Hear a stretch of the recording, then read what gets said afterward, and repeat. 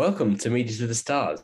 I have my guest, Aaron Knowles, over here. He's been on the podcast twice before, so this should be fun. He did host one of the episodes, but yes, core member of the team like I am. He's the project manager. And yeah, so would you like to tell us how you are, first of all? Yeah, I'm good. It's been a long day. It's been a long week, but that is definitely not a bad thing. It's been a good thing. We've achieved a lot. Down at YouMeUs.tv with the agency. Charles and I had an amazing and inspiring meeting down at the YouMeUs.tv studios last night, where we discussed our upcoming plans. That ran till about 8:30 actually. So it was a long day, intense day yesterday, and I had a similar one today. But yeah, thank you, Charles, for organizing this again and bringing me back on. And thank you to you listening as well. There's going to be some good, valuable learnings and moments and hints and tips and suggestions to do with media. So I'm happy to be back. Yeah. Well, it's nice to see you again. So yes, you talked about our media agency meeting yesterday, and actually, do you want to just run through like the agenda, like what you can say from our meeting yesterday? Yeah, and definitely good about mentioning what we can say, because we won't share everything. I mean, it's an opportunity for, if people want to get involved in the agency, they can, by sending Charles a message, me a message. We're in the space now where we're looking to bring new people into the team, new content creators. So that's what we discussed yesterday. We discussed an upcoming event that we're going to have where people can come down to that, invite only again. So we're not just taking anyone now. What we were talking about yesterday was a recent commission that we just completed, where a film that we made was shown for 10 minutes, literally 10 minutes straight on the Piccadilly lights. So the lights at Piccadilly Circus, we, YouMeUs.tv, made that film, and that was shown there, which is an amazing achievement. So this ain't no joke, charity, sideman media organization. We take real commissions and do real work, and yeah, it's a serious team. So we talked about that. We talked about the Legacy Football League tomorrow that Charles and I are going to be down on, and yeah, centered it on gratitude. So Bob Singer, master mindset coach, my uncle, he played a pivotal role in centering us back onto mindset and gratitude and being thankful, being excited, having fun. And all of these are good energies. And that's what we're part of at YouMeUs Agency. So it was a good meeting, and we discussed a lot about what we're going to do, what we've done so far. And yeah, that's pretty much it. Commissions, contracts, money, events, content, the whole lot. That's what we talked about. And there's one thing that I want to bring up, which was about resistance and how we see that and how that affects us. And I just wanted to hear your point of view on that issue. Yeah, I think resistance is an interesting thing. So I think we're always doing what we want to do. And so when someone says that they face resistance that gets in the way of them doing what they want to do, I think on a deeper level, they want to not do the thing that they say they want to do. They want to play it safe more than they want to go for the thing that they want to go for. So, which is an interesting flip, which was provided to me by, my uncle and Robin and CIC and coaching, which is an interesting way of looking at it, if that makes sense. So like, if I'm saying like I'm trying to achieve something and then resistance gets in the way between me and the thing I want to achieve, I'm saying on a deeper level, I want to not get to that thing, because there's a greater benefit of me being safe and comfortable more than there is of me going for it, if that makes sense. So I could say someone famously says they want to be a content creator, or they want to be a singer, and they're not doing it. And then they say, oh, what's the resistance? And then they go, blah, blah, blah, blah. All these things get in the way. They actually want those things to kind of get in the way. They want to be safe more than they want to take the risk of going for it. If that, I kind of went off on a little bit of a tangent there. So I should answer your question about resistance. I think, it all comes down to fear at the end of the day.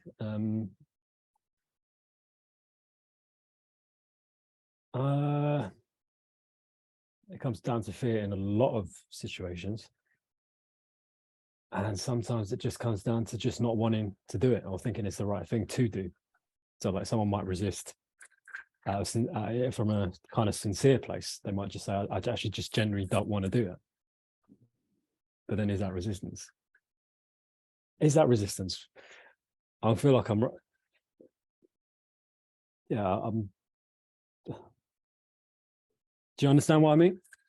Yeah, I do. I mean, the way I see it is that I think resistance is what can actually lead us to be a more powerful agency. You know, if we can control our resistance and understand it, then we can adapt, move with it, and then we can become more powerful. And like you say, we're having our content creator meeting that's going to take place every once a month at least.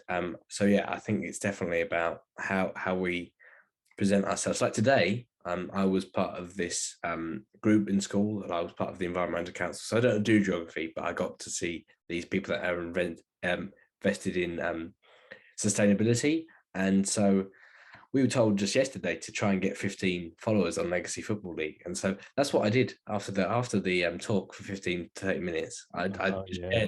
I shared it with these people that, you know, whatever years old, they've got lots of experience. And literally, I went around and I said, you know, can you follow these guys? I work with them, and I told them my story, and the geography teacher, but also the lead of the environmental council, was very impressed with me. I got some contacts. She said I should use them, and yeah, so it was a very good time. Also, my friends got to see me in my element, so that will bring us interesting conversations tomorrow. Great. But yeah, it's about what you do in your daily lives and how quickly, like Bob says a couple of weeks ago, how quickly we can implement something. And so you go from something the day before, probably less than 24 hours, and you implement something. So yeah, I think resistance is a very important thing. Resistance. Well, I mean, it's not even, I wouldn't even call that resistance. I'd just call that you are becoming resistance and you're doing what you want to do in order to get the job done. That's amazing to hear. And, you know, well done to you and well done to you in your growth. Like today in the studio, I was watching back some of the old videos and I saw the one of you hosting like a media show where you said the YouMeUs crew went down to visit Dom Robbie. And I was watching that video back and I was like, that's a good video. And like you hosted that really well. I edited it really well as well, to shout out. But that whole thing put together, that's an amazing piece of content. I mean, for you as well, to like show that to someone and to say, hey, this is a video that this is a piece of content that I was a part of and a crew that I was a part of. Like, it's an amazing piece of content. I'd recommend you go and rewatch it after this and just see the quality, because I think it gets better over time as we move further and further away from it and have a different perspective on it, a bit more hindsight, and to see it as an amazing piece of content. So yeah, well done on that. Well done you, well done me, well done us. I think we've made some amazing progress, and what we do at YouMeUs.tv is real, and the growth is real. So just wanted to, put that into the space so everyone knows it, you know it, and I know it, and we remember that. Okay. Well, now I've actually got some like off-topic, like opinionated questions. So this should be a bit fun. I asked one of the people these sort of questions because one person that was there today was a part in making the sustainable development goals. So I had a question and I just asked him about his thoughts on Greta Thunberg, and I'm going to ask the same to you. Okay. What are my thoughts on Greta Thunberg? Yeah. I think she's impressive, yeah, for a young person. From what I know about her, the fact she's speaking up so bravely and putting herself into the firing line and being a spokesperson is great.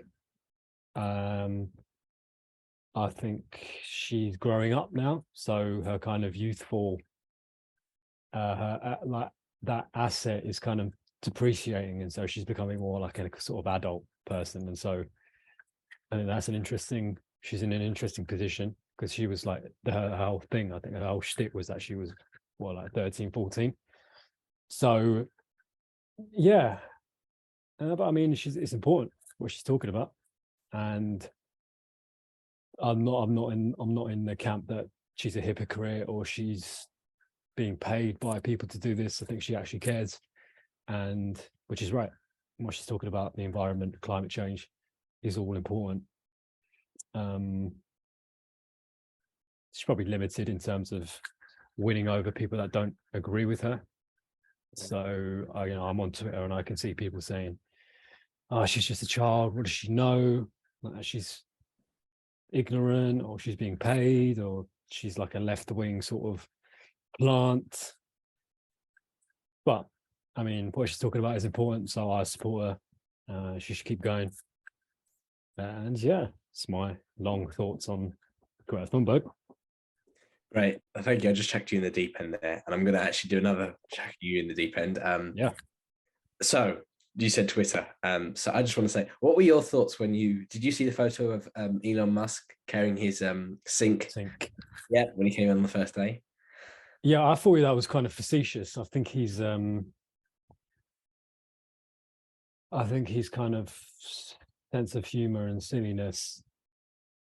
I think there's a time and a place for it. I think if you're the leader of a social network that a lot of people rely on for business, and a lot of people use and get a lot of value out of, if you're the leader of that now and you're being silly and messing around, I think it's a bit facetious, a bit disrespectful, and a bit childish. Like, I'd prefer some more sort of gravitas and certainty and humility from a leader. And I'm on Twitter, so I see his posts, and I think they're a bit that's the word. I think they're a bit I've already said facetious like 3 times, but yeah, a bit 4channy, a bit ridiculous. And I think she'd be insincere, and I think you should have some more sincerity. Like bringing a sink on your first day with a big smile when you know you're going to fire a load of people just seems silly. Like, he's too into the memes. I think the memes are more for, like, come on, that's for more what people who use Twitter do that. For the boss to be doing that seems a bit unnerving, I think. Yeah. So do you think he's gone too far? And also, have you seen the differences in the layoffs at Facebook compared to at Twitter? I don't know if he's gone too far. We'll see what impact it has on the site. My experience of it hasn't changed too much. From what I've heard, there was a lot of people at Twitter that didn't need to be there. So some of those redundancies are, could be justified, just because there was loads of employees there and them being laid off. I wouldn't just classify that as him being, overly brutal and disrespectful. It sounds like there was genuinely some people there that didn't need to be there. So he could be optimizing the operations there. So I don't know, and I don't think I know enough about it to say whether he's gone too far. We'll just have to wait and see what impact it has on the site, for better or worse. Yeah, we'll see. And another thing. So what are your thoughts on Matt Hancock being in I'm a Celebrity, Get Me Out of Here? Yeah, I think it's I think it's a bit disrespectful to the people that have been affected by his incompetence as health secretary when COVID was happening. Real people that have had their lives negatively affected by his sloppy policies, and to put him in this sort of reputation rehab on I'm a Celebrity seems too soon. And disrespectful, yeah, to the people whose lives have been affected by him. I think I was just watching Have I Got News for You, and then Paul Merton quoted the COVID-19 family bereavement union. I can't remember their name, but it's something along those lines. And they said Matt Hancock is not a celebrity. He's a failed politician whose policies were responsible for the deaths of for the avoidable deaths of this many people. And so yeah, for him to be chucked into a light entertainment show seems slightly gross, slightly unnecessary. Like, I can understand why they brought him in, but I think in a better world he wouldn't be in there. So that's what I think. Do you think it's all the responsibilities on Matt Hancock, or do you think it's also some of it's on the producers and maybe they shouldn't have gone along and let him? Yeah, they're definitely responsible. Yeah, because they reached out to him and brought him in. So I would say they're probably more responsible. Okay. Lighter now. I mean, I don't know, depending on how you find it. But do you think we will be living on Mars? Like, not completely, but we'll send people to Mars within 20 years. Do you think? Within 20 years, I don't think within 20 years, but I think eventually, yeah. I think if you just follow evolution and growth, then I think it seems like that will be a stage we'll eventually get to. Like life is always evolving and growing and seeking new adventures. So I think if you look at a lot of innovation these days, especially amongst rich people who like to strive, who like to grow and conquer, a lot of them are getting into space exploration, and they're saying, we need to go to the moon again, or we need to go to Mars, or the Earth is failing, let's colonize and terraform other planets. I think it will lead to somewhere that involves moving to another planet and making it habitable, but 20 years seems like a bit of a stretch, I think. Again, I'm not too well versed in it, but 20 years does seem pretty soon. Okay. Anything else you'd like to update us on for the YouMeUs Agency? Not necessarily from the YouMeUs Agency, but I'd like to start seeing some more Charles in the Media to the Stars content. So like, start dropping your, I'd love to see you clipping some clips out of you saying some really cool things, some advice, what you've learned, so the stuff that you've learned, and sharing that with your audience. So I would think if you're in the content game, have an idea of who you are speaking to, and understand and know what it is that they want and would really value, and then go and collect it, create it, and send it to them. And if it's what they want and if it's what they value, they will watch it. So get interested in who your audience, specifically like one person, who that person is, and then start serving them really valuable content. And I think for you, it's going to be people your age, your peers, people who want to be you. Like you specifically, Charles, you have gone on a very, very interesting and valuable and great journey. And I think you can position yourself as a kind of peer leader that is reporting back and sharing all the amazing information and learnings that you've gained, and then sharing them with your friends and peers and audience members who are like you, who want to be you. That you're in a very good position to be that middle person between, say, myself, who's older, and your friends who are your age. Like you can be the voice for those people. You've got a lot to say, and you can say it in a very, very good way. So I would definitely recommend sharing that learning journey.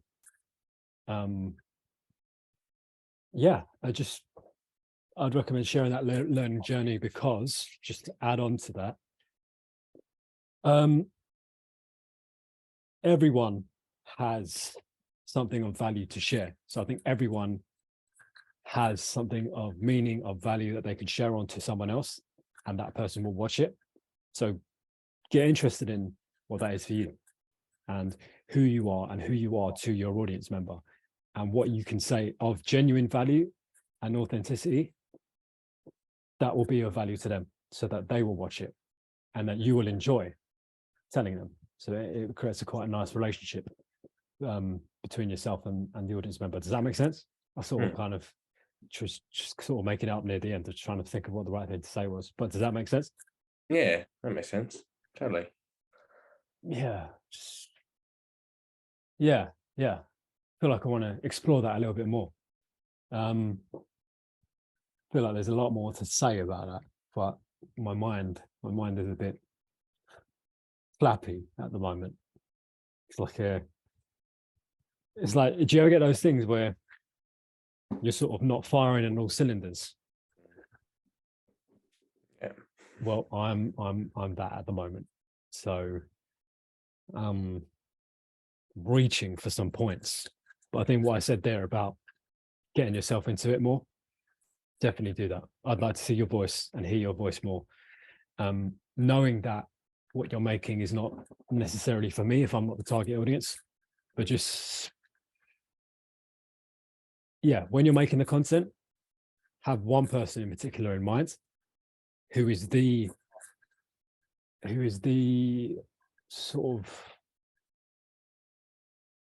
what's the word? Who is the ultimate and ideal viewer of your content. And then enter into a kind of personal conversation with that person.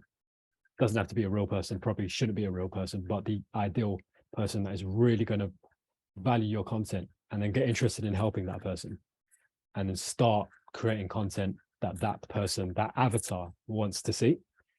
And if you do that, you'll naturally find that someone like that avatar does exist, or loads of people like that avatar do exist.